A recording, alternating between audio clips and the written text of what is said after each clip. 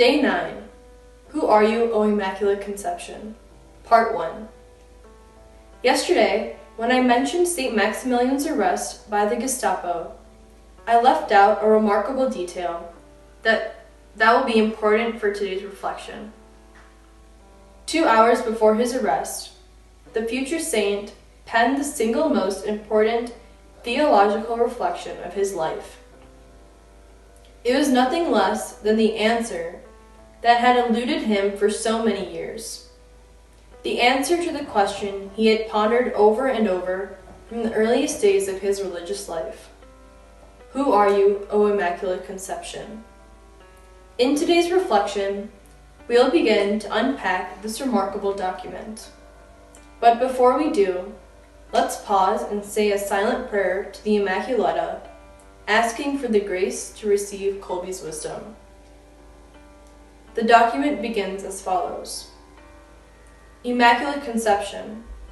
These words fell from the lips of the Immaculata herself.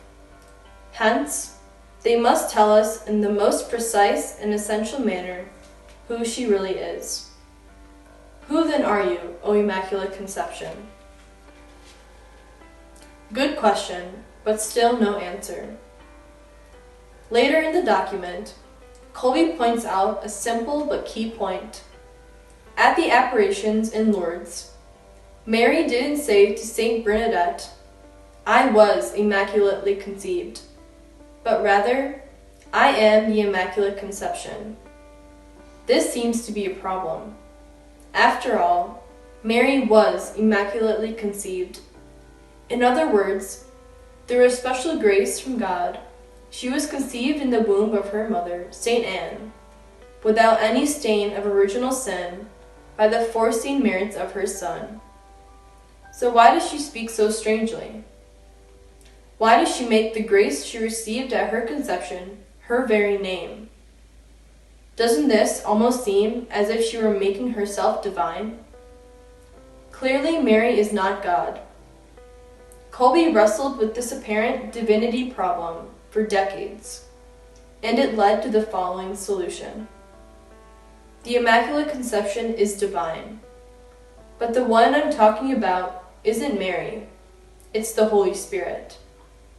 In other words, Kolbe believed that there are two Immaculate Conceptions, Mary and the Holy Spirit. Mary is created Immaculate Conception, and the Holy Spirit is the uncreated Immaculate Conception.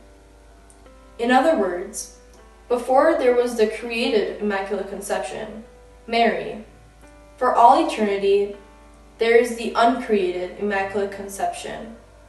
The one for all eternity springs from God the Father and God the Son as an uncreated conception of love, and who is the prototype of all the conceptions that multiply life throughout the whole universe. So, the Father begets, the Son is begotten.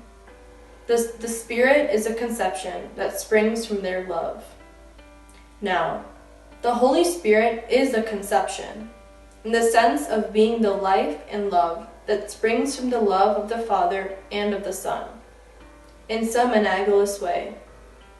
There is a conception of children who spring from the love of husband and wife.